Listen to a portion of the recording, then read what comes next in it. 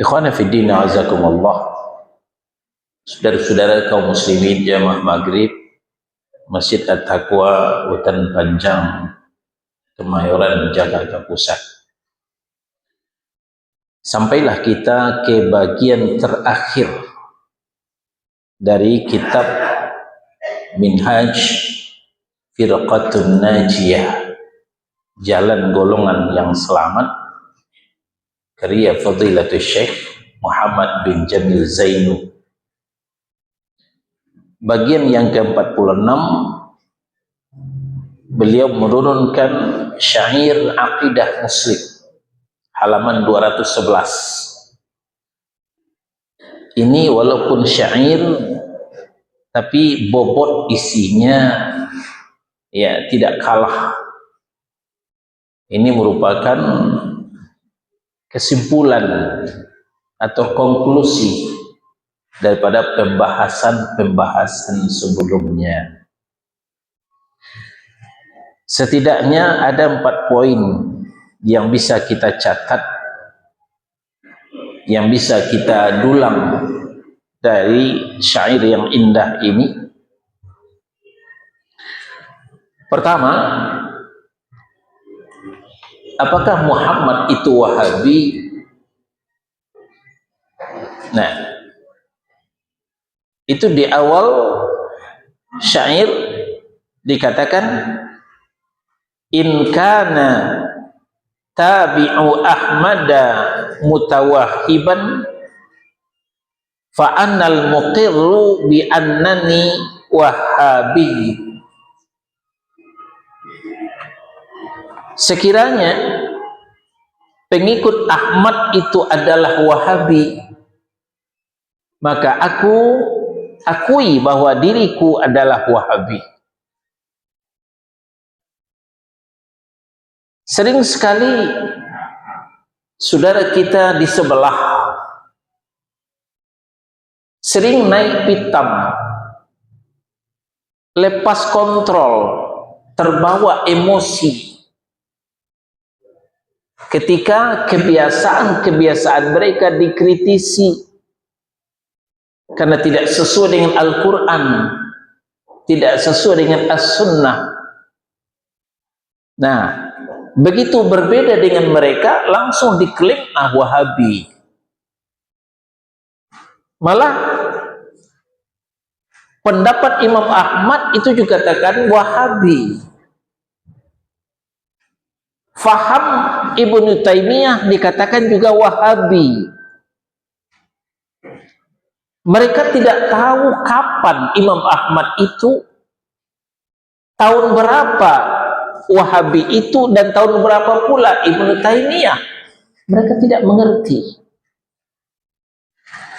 Nah, di sini kita salinkan Imam Ahmad bin Hambal itu lahir tahun 164 Hijrah. Kita ulang, Imam Ahmad bin Hambal lahir tahun 164 Hijrah. Wafat tahun 241 Hijrah. Lalu yang dituduh Wahabi yaitu Imam Muhammad atau Syekh Muhammad bin Abdul Wahhab, lahirnya tahun 1703 Hijrah. Lahirnya tahun 1115 Hijrah dan wafatnya tahun 1206 Hijrah. Nah, coba dihitung. 1115 kurang 164. Berapa hasilnya? 96. 1946. Nah, 946 tahun jarak antara Imam Ahmad bin Hambal dengan Syekh Muhammad bin Abdul Wahhab. Biasanya lebih duluan mana yang diikuti atau yang mengikuti? Lebih duluan mana yang diikuti atau yang mengikuti? Yang diikuti yang lebih dulu. Tapi ini aneh. Kalau kita sampaikan pendapat Imam Ahmad bin Hambal, Wahabi itu. Ternyata sejarah mencatat Imam Ahmad bin Hambal jauh berapa ratus tahun sebelum Syekh Muhammad bin Abdul Wahab. Nah, di sana semakin nampak ceteknya ilmu orang yang sedikit-sedikit Wahabi, sedikit-sedikit Wahabi, sedikit-sedikit Wahabi. Asal berbeda dengan mereka Wahabi, asal berbeda dengan mereka Wahabi. Nah, nanti kita bacakan hadis Nabi, dikatakan Wahabi lagi karena berbeda dengan mereka. Nah, ini suatu hal yang aneh, tapi nyata. Demikian juga halnya dengan Syekhul Islam Ibnu Taimiyah, jauh lebih dulu daripada Muhammad bin Abdul Wahab yang dituduh Wahabi. Nah, jadi ini saya buatkan tanda tanya, pengikut Ahmad adalah Wahabi? Jawabannya tidak. Jawabannya tidak. Karena Imam Ahmad jauh lebih dulu, beberapa ratus tahun sebelum lahirnya Syekh Muhammad bin Abdul Wahab. Ya, ini awal syair. Ya. In kana tabi'u Ahmada mutawahhiban fa anal muqirru bi annani Wahabi. Kalaulah memang jika pengikut Ahmad itu adalah Wahabi, maka aku akui bahwa diriku adalah Wahabi. Nah, jadi kita tidak usah takut lagi dituding Wahabi, kita tidak usah malu lagi, kita tidak usah risih lagi dituduh Wahabi. Karena tuduhan-tuduhan itu kadangkala sembrono, tanpa dasar yang kuat, ya, dan tidak ada landasan ilmu. Kita berlanjut di baris yang kedua. Anfis syarika anil ilahi falaisa li rabbun siwal mutafarridil wahhabi la qubbatun turja wala wathanun wala qabrun lahu syababun minal asbabi. Kutiadakan sekutu bagi Tuhan, maka tidak ada Tuhan bagiku selain yang Maha Esa dan yang Maha Pemberi. Tidak ada kubah yang bisa diharap, tidak ada pula berhala, dan tidak ada kuburan. Bukanlah sebab di antara penyebab. Tidak sama sekali, tidak. Tidak pula batu, tidak pula pohon, tidak pula mata air, atau patung-patung. Juga aku tidak mengalungkan jimat atau temali atau rumah kerang atau taring untuk mengharap manfaat dan menolak bala. Karena Allah yang memberiku manfaat dan menolak bahaya dariku. Ini kesimpulannya adalah nomor 2, konsekuensi tauhid, ya, tidak berharap kepada benda-benda seperti kubah, berhala, kuburan, batu, pohon, mata air, jimat, temali, kerang dan lain sebagainya. Apapun benda tidak menyangkutkan, ya, keselamatan kepada benda itu. Nah, mungkin sebagian daerah, ya, ada yang mempercayai sendal kuda. Tahu sendal kuda? Nah, kuda itu sendalnya besi. Ya, sepatu kuda gitu ya. Sepatu kuda, ya, sepatu kuda itu besi, dari besi, lalu dipakukan ke kuku kuda itu. Nah, yang sudah bekas, sepatu kuda yang sudah bekas, yang sudah nggak kepakai, nah itu perlu itu. Untuk apa? Ditaruh di pintu rumah. supaya penangkal ini, penangkal itu ditaruh di pintu kandang, apakah kandang sapi, kandang ayam, supaya ternaknya tidak binasa, terlindungi. Nah, ini percaya kepada benda-benda tersebut, hukumnya adalah musyrik. Masih menggantungkan harapan kepada benda-benda yang sebenarnya tidak ada manfaat benda-benda tersebut. Nah, ini dalilnya walaupun tidak kita tulis, tapi kita sudah hafal. Yunus surah 10 ayat 106. Ya. Yunus surah 10 ayat 106.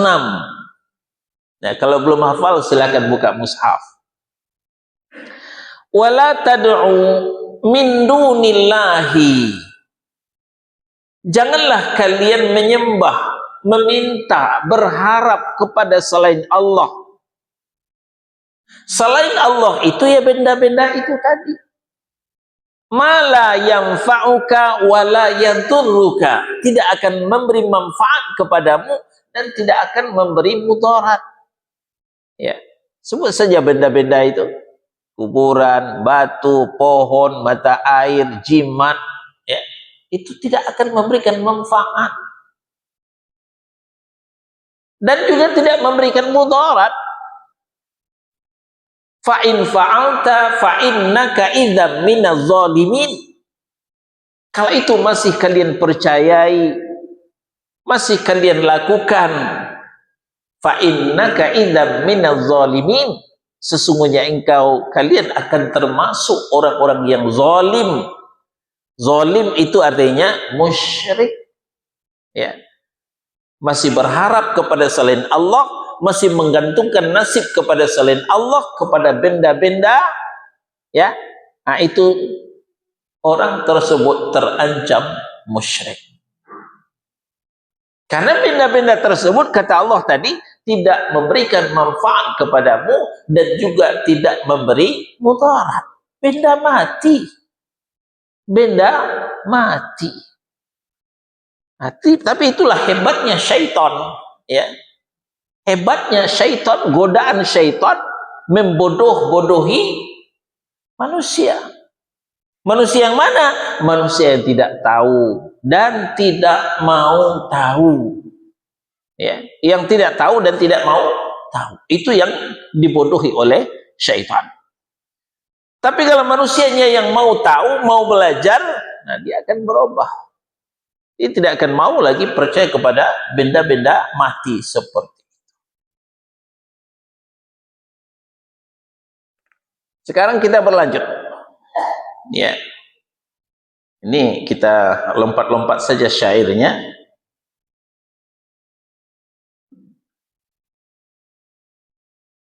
Baris yang ke 1, 2, 3, 4, 5, 6, 7. Ya, baris yang ke-7. Wal ibtida'u wa kullu amrin muhdatsin fid dini yunkiruhu ulul albab. Adapun bid'ah, ya. Apa itu bid'ah? Segala perkara yang diada-adakan, perkara yang baru dalam agama, yang dibuat-buat, yang tidak sesuai dengan syariat Rasulullah Sallallahu Alaihi Wasallam, itu bid'ah. Maka orang-orang yang berakal yang akan mengingkarinya, ya. Perkara bid'ah, perkara yang baru, yang dibuat-buat, menyelisih syariat, itu orang yang berakal yang akan mengingkarinya.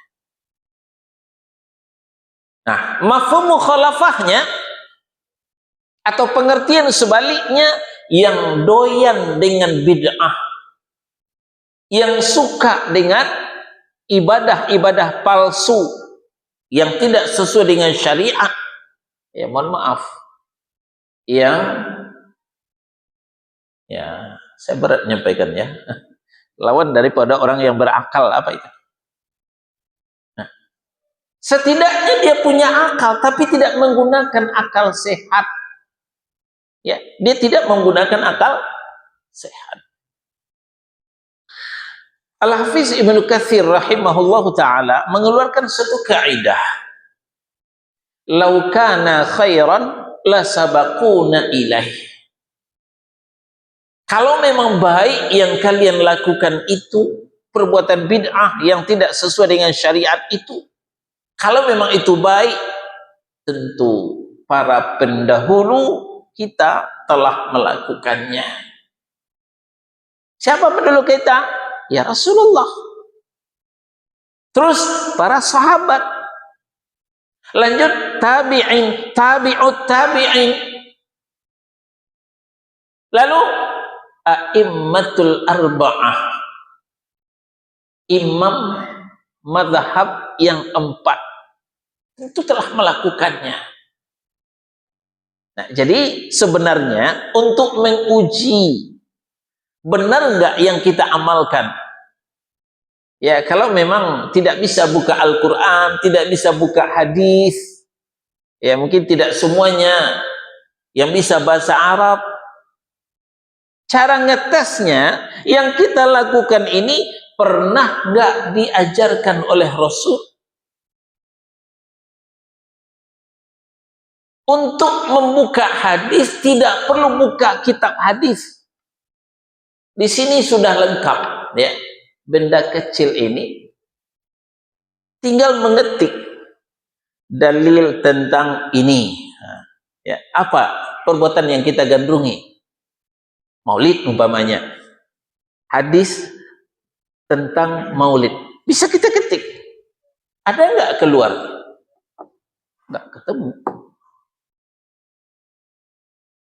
Kapan peringatan maulid dimulai? Dijawab jujur di sini. Dikatakan itu pada awal abad keempat Hijrah. Artinya setelah sahabat, setelah tabi'in, setelah tabi'ut tabi'in, setelah a'immatul arba'ah, imam madhab yang 4. Lalu bagaimana mungkin kita mengatakan ini bagian daripada syariat? Ini secara akal sehat. Nah, maka tadi dikatakan yang akan mengingkari bid'ah itu hanya orang yang punya ulil albab, punya akal yang sehat dan menggunakannya. Nah, sebaliknya yang gandrung dengan bid'ah itu, nah, mohon maaf, ya, tidak menggunakan akal sehat. Karena terpengaruh dengan hawa nafsu, kepentingan sesaat, proyek, tidak lebih daripada itu. Nah, kita kembali. Wal ibtida'u wa kullu amrin muhdatsin fid dini yunkiruhu ulul albab. Adapun bid'ah dan segala perkara yang diada-adakan dalam syariat, dalam agama, maka orang-orang berakal mengingkarinya. Orang berakallah yang mengingkarinya.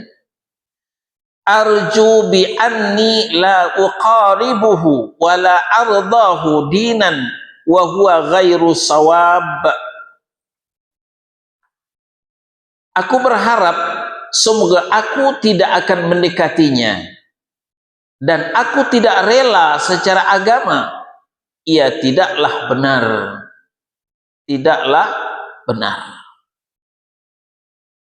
Ini kesimpulan yang ketiga daripada syair ini.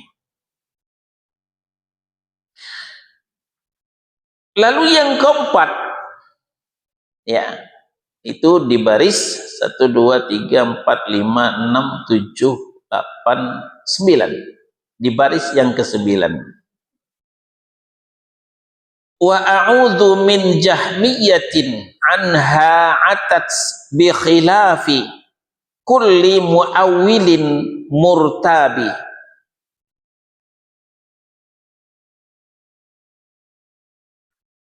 Ya. Dan aku berlindung dari Jahmiyah.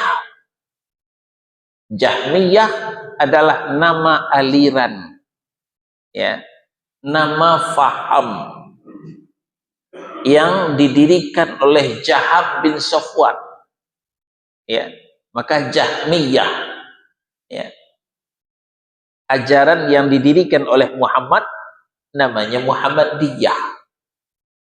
Ajaran didirikan oleh Jaham bin Safwan namanya Jahmiyah, ya, begitu seterusnya. Nah, lihat footnote 34 di bawah. Jahmiyah yaitu kelompok sesat yang mengingkari bahwa Allah berada di langit dan berpendapat bahwa Allah itu berada di setiap tempat. Ini masuk kepada tauhid asma wa sifat, ya. Tauhid asma wa sifat ini disepakati oleh a'immatul arba'ah, imam madhab yang 4,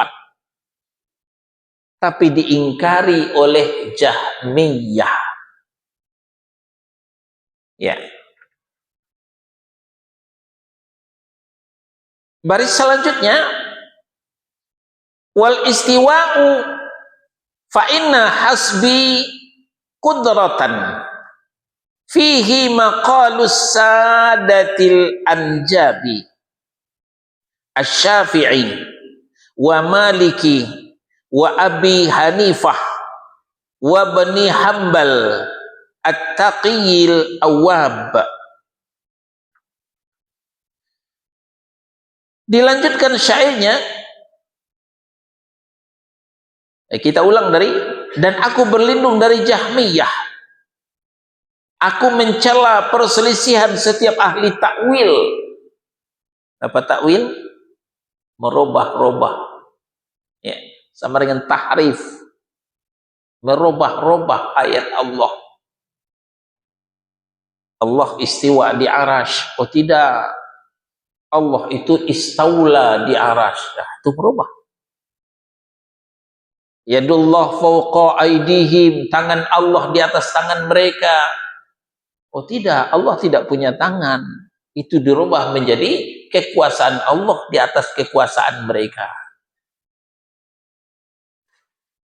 Kullu man 'alaiha fan wa yabqa wajhu rabbika dzul jalali wal ikram. Semua yang ada di sana fana, yang kekal hanya wajah Allah yang mulia. Allah punya wajah? Oh tidak, Allah enggak punya wajah. Wajah dirubah dengan zat. Yang kekal hanyalah zat Allah yang maha mulia. Nah, itu orang yang suka merubah-rubah, suka mentakwil. Nah, di sini dijelaskan, aku berlindung dari Jahmiyah, aku mencela perselisihan setiap ahli takwil dan yang suka ragu serta mengingkari istiwa. Ya.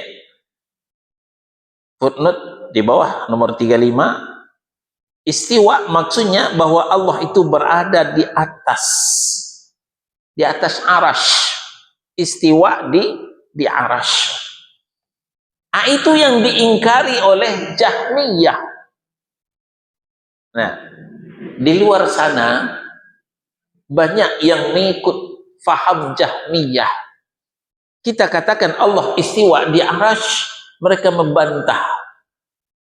Enggak benar, Allah itu istiwa di arasy. Lalu di mana? Innallaha fi kulli makan. Allah itu ada di mana-mana, kata mereka. Ya. Allah itu ada di mana? Di mana-mana. Ini ahli takwil, ya, ahli takwil. Nah, jadi dikatakan di sini, orang yang mengingkari istiwa tentangnya, cukuplah bagiku teladan dari ucapan para pemimpin yang mulia. Siapa? Asy-Syafi'i, Malik, Abu Hanifah, Ibnu Hambal. Ini a'immatul arba'ah, imam mazhab yang 4. Ya, cuman saja tidak berurut disampaikan. Sebenarnya yang paling tua itu Abu Hanifah. Ya, nomor 2 baru Imam Malik bin Anas, nomor 3 Imam Muhammad bin Idris Asy-Syafi'i, nomor 4 Imam Ahmad bin Hambal. Nah, tapi di syair ini disebutkan Syafi'i lebih dulu. Sudah itu Malik, sudah itu Abu Hanifah, sudah itu Ibnu Hambal. Ini tidak masalah. Ini adalah imam yang 4, imam mazhab yang 4. Jadi 4 mazhab mengakui tauhid asma wa sifat, mengakui Allah itu istiwa di arasy. Lalu yang tidak percaya Allah istiwa di arasy, ikut mazhab yang mana? Ikut imam yang mana? Yang perlu kita pertanyakan. Jadi kita cukuplah mengikuti setiap ucapan pemimpin yang mulia. Maksudnya pemimpin mazhab. Nah, ini menunjukkan bahwa kita juga ikut mazhab. Kita bukan anti mazhab. Nah, tentu kita ikuti mazhab itu yang benar, bukan mazhab hawa nafsu. Ya. Nah, siapa mereka? Syafi'i, Malik, Abu Hanifah, dan Ibnu Hambal rahimahumullahu ta'ala. Siapa mereka? Orang-orang yang bertakwa dan ahli taubat. Dan pada zaman kita sekarang ini ada orang yang mempercayai seraya berteriak atasnya. Ya, dikatakan mujassimah, dikatakan wahabi. Ya. Nah, kita lihat lagi footnote nomor 36.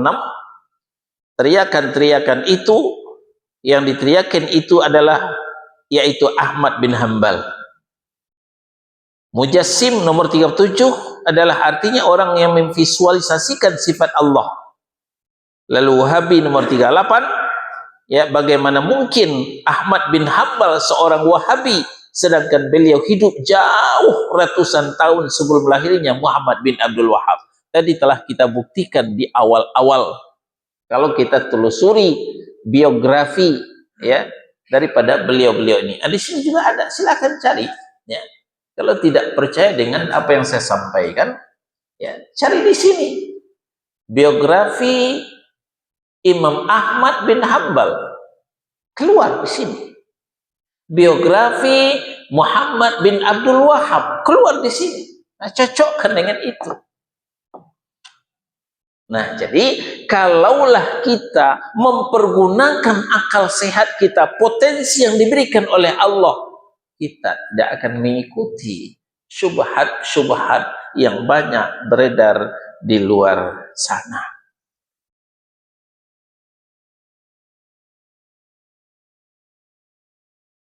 Ya, ini selanjutnya nomor 5. Yaitu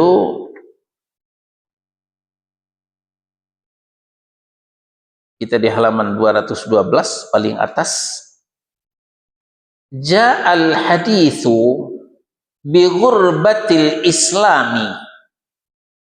Ya. Falyabkil muhibbu li ghurbatil ahbabi. Telah ada hadis tentang keterasingan Islam. Maka hendaknya para pencinta menangis, menyesali diri. Kenapa? Karena terasing dari orang-orang yang dicintainya. Allah yang melindungi kita dan menjaga agama kita. Apa bunyi hadis itu? Ya, kita buat judulnya dulu. 5. Keterasingan.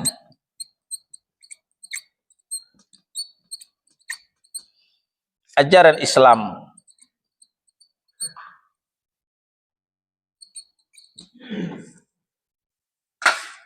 Kita sudah bahas di kitab ini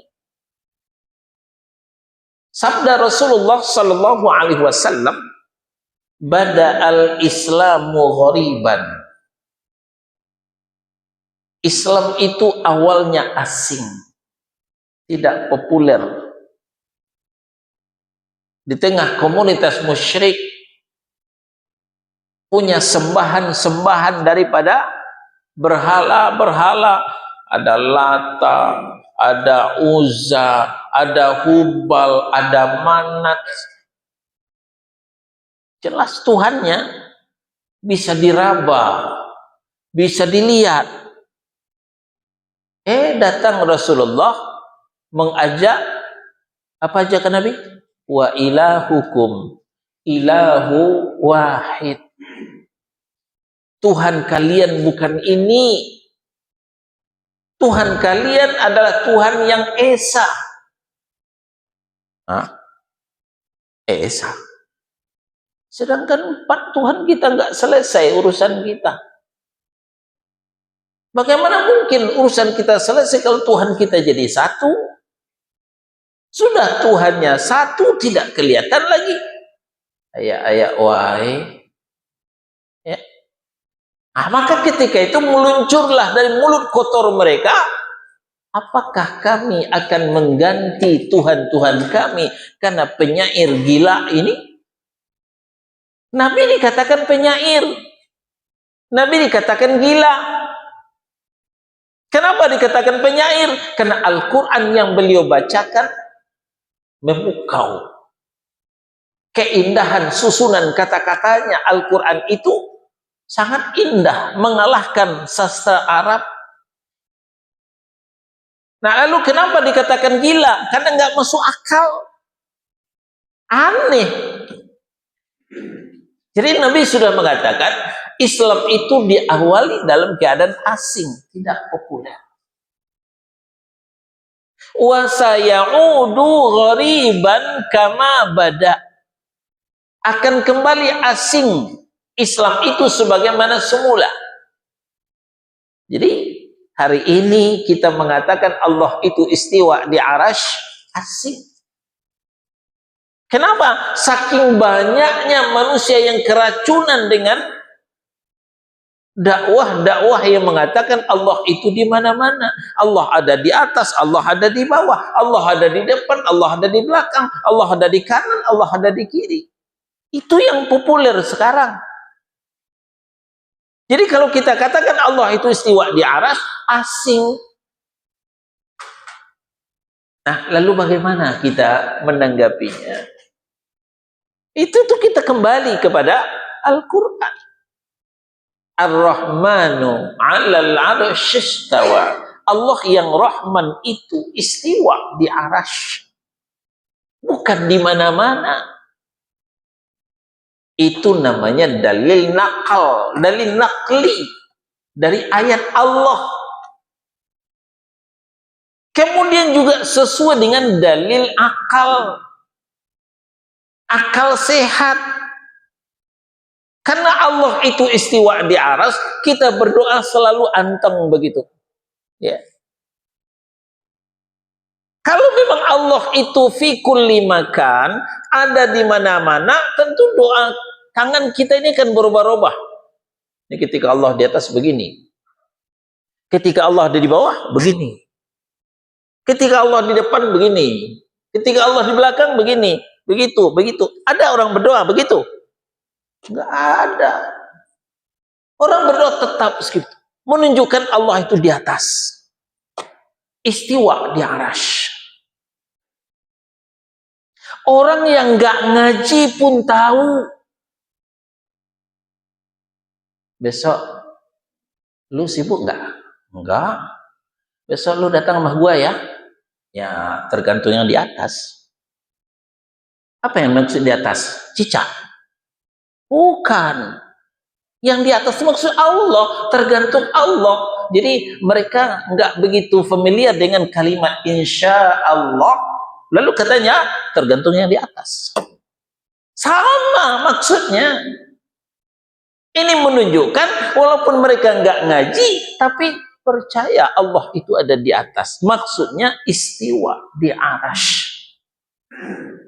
Maka semakin aneh kiranya orang merasa ngaji, ya, merasa punya pesantren, merasa guru agama, tapi mengingkari Allah itu istiwa di arasy.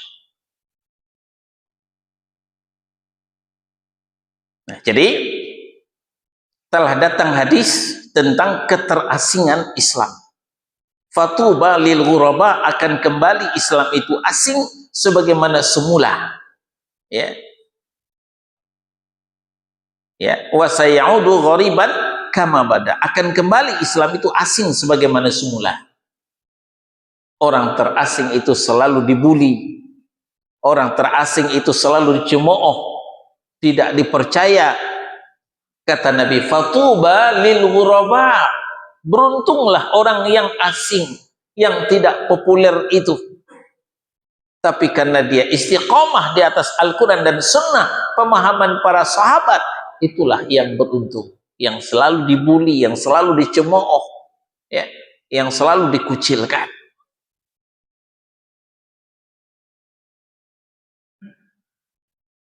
Kita lanjutkan. Ya. Karena keterasingan dari orang-orang yang dicintai, Allah yang melindungi kita dan menjaga agama kita dari kejahatan setiap pembangkang dan pencela. Ya. Kita lanjut di halaman 214. Dia menguatkan agamanya yang lurus dengan sekelompok orang-orang. Sekelompok orang-orang itu maksudnya firqatun najiyah, ta'ifatul mansurah. Ya. Akan ada sekelompok dari umatku, kata Nabi sallallahu alaihi wasallam. Dia menyampaikan dakwah yang hak, lalu tidak akan membahayakan orang yang membenci mereka. Ini jaminan dari Nabi sallallahu alaihi wasallam. Kenapa? Karena dia itu dilindungi oleh Allah Subhanahu wa taala. Dia menguatkan agamanya yang lurus dengan sekelompok orang-orang yang berpegang teguh dengan sunnah dan kitabnya. Mereka tidak mengambil hukum lewat pendapat dan kias. Sedang kepada dua wahyu mereka sebaik-baik orang yang kembali. Dua wahyu yang dimaksud, pertama qala Allah, firman Allah. Yang kedua qala Rasul, sabda Rasulullah sallallahu alaihi wasallam. Sabda Rasul itu wahyu juga, Ustaz. Iya. Karena Allah yang mengatakan wa ma yantiqu 'anil hawa in huwa illa wahyu yuha. Rasul itu tidak pernah berkata berdasarkan hawa nafsunya, kepentingan bisnisnya, keperluan dinastinya, tidak. Melainkan dia mengatakan berdasarkan wahyu yang diwahyukan kepadanya. Nah, itu yang dikatakan, maka dimaksud di sini, sedangkan kepada dua wahyu mereka sebaik-baik orang yang kembali. Sang Nabi terpilih telah mengabarkan tentang mereka bahwa mereka adalah orang-orang asing, orang-orang yang tidak populer di tengah keluarga dan kawan pergaulannya. Ini sudah sama kita rasakan. Kita terasing di tengah keluarga kita sendiri karena keluarga kita belum ngaji. Kita terasing di tengah komunitas sendiri, orang kampung kita sendiri. Ya, tentu sekarang banyak grup-grup WA, ya. Kita ikut grup WA kampung. Kita yang berbeda sendiri. Kita grup WA keluarga, grup WA daerah. Berbeda sendiri.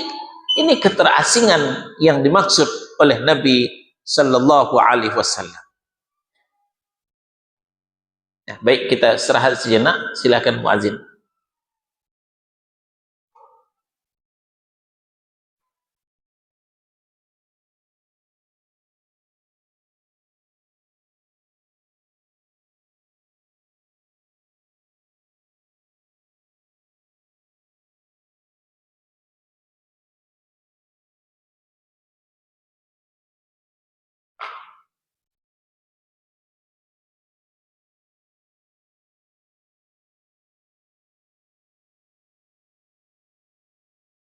Ya, kita lanjut.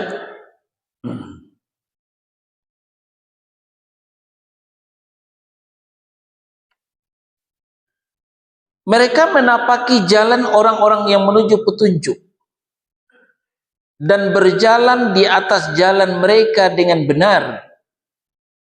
Karena itu orang-orang yang suka berlebihan berlari dan menjauh dari mereka.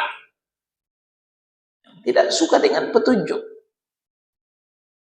Ketika kita mengikuti petunjuk Allah dalam Al-Quran, mengikuti petunjuk Rasul dalam hadis yang sahih, orang yang tidak suka lari meninggalkan kita, ya, berlebih-lebihan kebenciannya, ya, maka dia berlari dan menjauh dari mereka. Tetapi kita berkata, ini tidaklah aneh. Kenapa? Telah lari pula orang-orang yang diseru oleh sebaik-baik manusia. Siapa sebaik-baik manusia? Rasulullah. Kurang hikmah apa lagi Rasulullah? Kurang bijaksana apa lagi Rasulullah? Kurang elegan apa lagi penyampaiannya? Tapi tetap saja orang lari darinya. Tidak terkecuali pamannya sendiri Abu Jahal lari dari beliau. Malah, ya, bahkan menjulukinya sebagai tukang ahli sihir lagi pendusta, ya, penyair gila.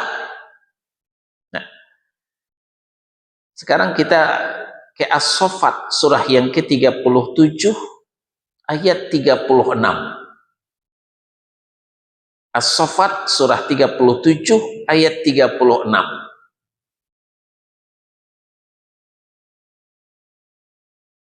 Nah, mulai dari ayat 35. Innahum kanu idza qila lahum la ilaha illallah yastakbirun. Ayat 35. Sungguh dahulu apabila dikatakan kepada mereka la ilaha illallah, tidak ada Tuhan yang hak, tidak ada sesembahan yang benar selain daripada Allah, yastakbirun, mereka menyombongkan diri, mereka tidak menerima. Jadi yang tidak menerima kebenaran itulah orang yang sombong. Malah di ayat 36, wa yaquluna a inna latariku alihatina li syairin majnun, dan mereka mengatakan, apakah kami harus meninggalkan sesembahan kami ini karena seorang penyair gila ini? Nabi dikatakan penyair gila. Ini pula lah nasib yang kita alami sekarang. Ketika saudara-saudara kita tersesat jalan, katanya dia beriman kepada kitabullah Al-Quran, tapi yang diikuti kitab Weda, bukan kitab Al-Quran. Kata mulutnya dia beriman kepada kitab Al-Quran, tapi realisasinya kitab Weda yang rajin dia amalkan. Antara lain menghitung hari setelah kematian, itu adanya di kitab Weda, tidak ada dalam kitab Al-Quran. Nah, ketika ini kita sampaikan kepada mereka, apa katanya? Apakah kami akan meninggalkan kebiasaan kami, tradisi kami karena Wahabi ini? Nah, langsung ucap Wahabi. Mereka tidak mau meninggalkan kebiasaan mereka. Begitulah dulu orang Arab jahiliyah ketika diajak oleh Nabi kepada la ilaha illallah, apakah kami akan meninggalkan Tuhan-Tuhan kami ini karena penyair gila ini? Jadi segala sesuatu itu akan berulang dan berulang. Nah, maka tinggal kita menyikapinya. Nah, di sini dikatakan bahkan mereka menjuluki beliau sebagai tukang ahli sihir lagi pendusta. Padahal mereka mengetahui betapa beliau seorang yang teguh memegang amanah dan janji. Waktu Rasulullah itu masih muda, belum diangkat menjadi Rasul, beliau itu sudah mendapat gelar Al-Amin. Apa itu Al-Amin? Orang yang bisa dipercaya. Yang memberi gelar Al-Amin itu mereka. Ya, mereka orang Quraisy itu yang memberikan gelar kepada Nabi Al-Amin, orang yang bisa dipercaya. Begitu Nabi mengatakan la ilaha illallah, berputar arah 180 derajat, penyair, gila, wong gendeng, ya. Apalagi, ya, tukang sihir. Kenapa? Karena sebenarnya mereka tidak suka dengan ajaran tauhid yang disampaikan oleh Nabi Sallallahu Alaihi Wasallam. Padahal mereka mengetahui betapa beliau seorang yang teguh memegang amanah dan janji, mulia dan jujur menepati. Semoga Allah berselawat atasnya selama angin masih berhembus. Doa yang indah untuk Nabi kita Muhammad Sallallahu Alaihi Wasallam, ya, atas jasa-jasa beliau, juga atas keluarganya dan semua sahabatnya. Wallahu ta'ala a'lam. Ada pertanyaan? Silahkan. Nyimpang jangan jauh-jauh, Pak.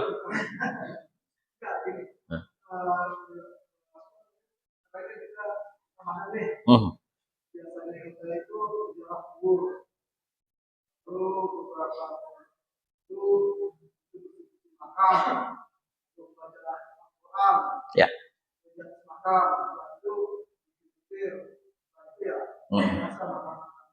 Ya.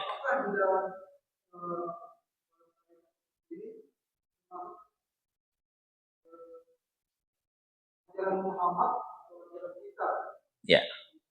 Baik. Itu saja. Ya.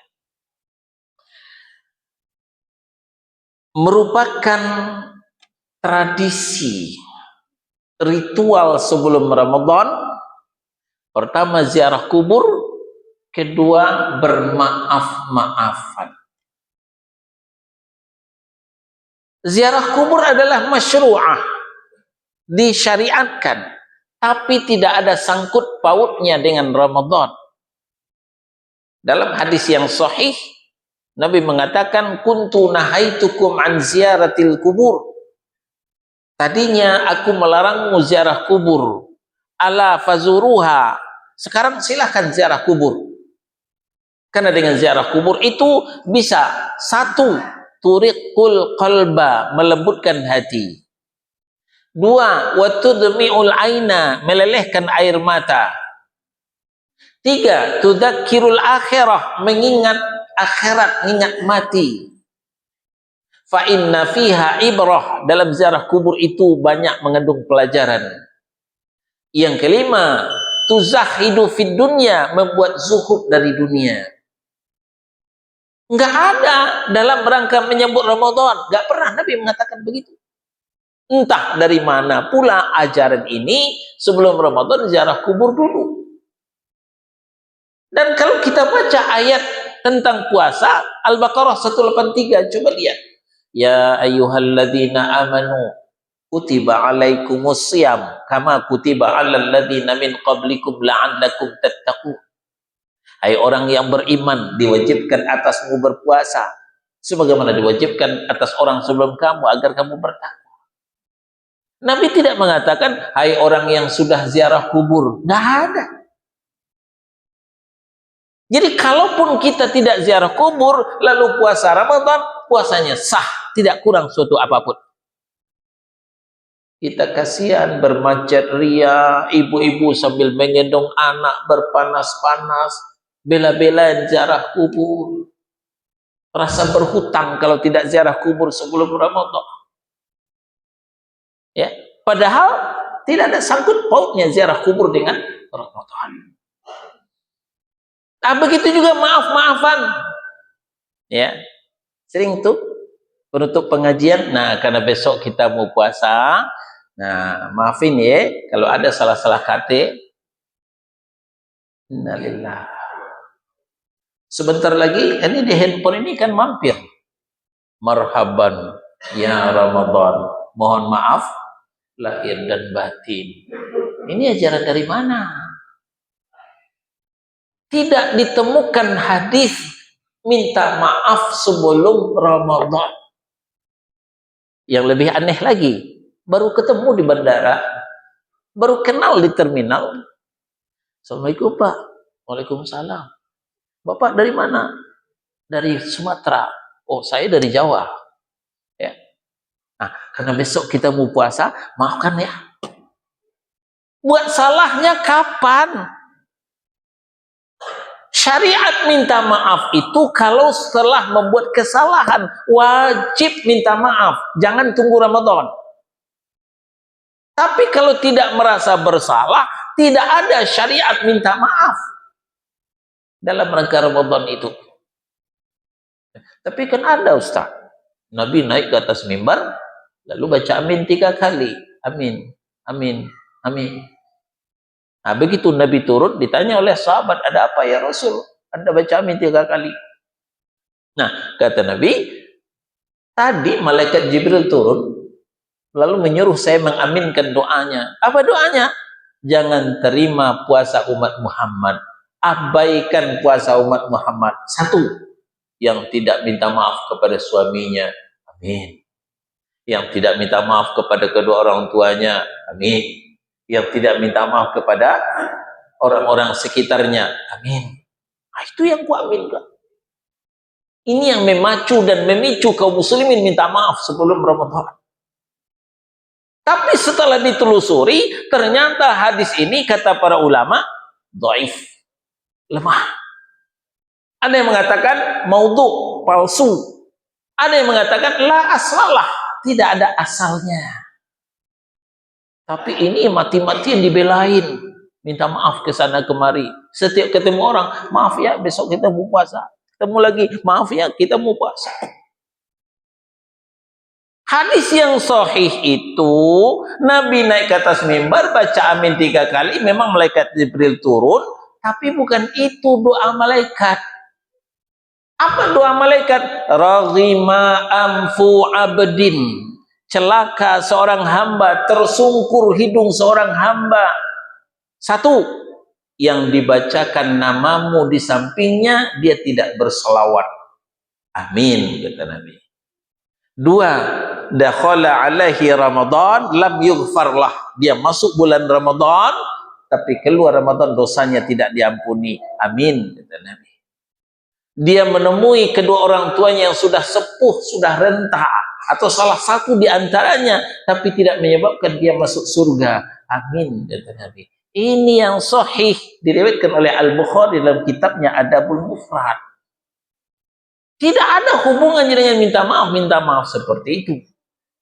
Nah, jadi kita sampaikan ziarah kubur sebelum Ramadan, minta maaf sebelum Ramadan, ini ibadah yang latah, ibadah yang ikut-ikutan tanpa ilmu, ya, yang tidak ada dalil sama sekali baik dari Al-Quran maupun dari hadis yang sahih. Demikian Pak. Allahu a'lam. Ada lagi? Ya, silakan. Apakah orang yang dapat duit itu suka dapat kecelakaan? Orang yang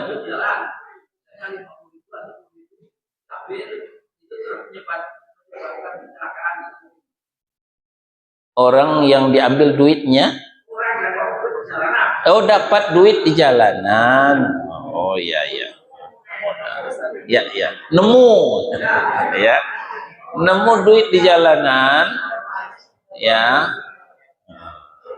ya ya ya ya ya, ya, jadi itu bukan hak kita, jangan diambil, ya. Kita diwajibkan untuk mengumumkan, siapa yang punya duit, disuruh kita mengumumkan, ya, jangan diambil, ya. Kalau menselamatkan, ya masukkanlah ke kontak infak, tentu tuh pahalanya itu yang punya, bukan untuk kita pahalanya. Itu cara menyelamatkannya, ya. Jadi kalau mengambil yang bukan hak kita, akibatnya apa? Bisa uang kita yang ludes, ya. Karena padi kalau dicampur dengan hilalang, maka akan jadi hilalang semua, ya. Maka cukup padi saja kita tanam, jangan ditanam hilalang. Itu logikanya seperti itu, ya. Wallahu a'lam. Baik, saya kira cukup. Subhanakallahumma wa bihamdika asyhadu an la ilaha illa